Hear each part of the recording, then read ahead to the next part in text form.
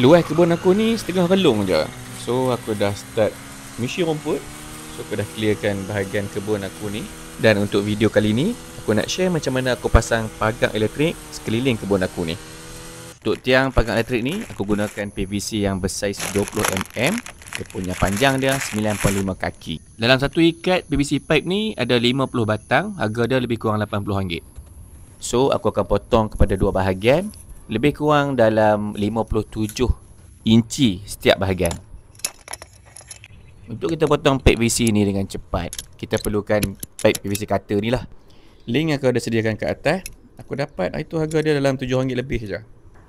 Okey, aku dah siap potong. Kesemuanya aku perlukan dalam 50 batang pipe yang kita dah siap potong.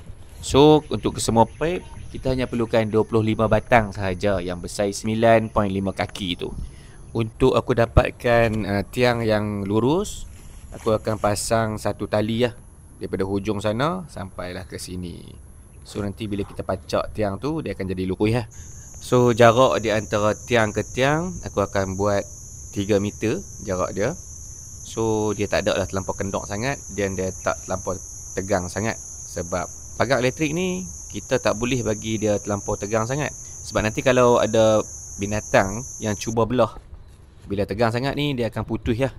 Okey, untuk side sebelah sini aku dah siap pasang. Nak pasang dia mudah je. Kita sukat 3 meter ke 3 meter. Kemudian kita ambil PVC pipe ni sebagai tiang, kita ketuk je dengan bata. Ataupun kalau kita punya tanah tu terlampau keras sangat, kita kena korek dulu lah dengan cangkui.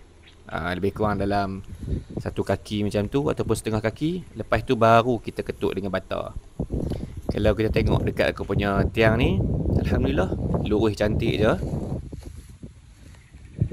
Untuk wire grounding, aku guna wiring cable je, saiz 1.5mm. Dan ni pula wire pagar tu lah, aku ambil panjang dia 500 meter. Yang aku ambil ni, dia ada 6 core dawai dekat dalam. Aku dapat diskaun, harga dia RM39 je. Hampa try klik tengok link dekat atas, berapa harga hampa dapat. Dan ni pula energizer untuk pagar elektrik 2 in 1. Dia boleh pakai wall plug dekat rumah, dan juga dia boleh pakai bateri juga. Lepas diskaun, aku dapat RM117. Untuk bak grounding, aku akan guna 4 batang besi saiz 10 hun.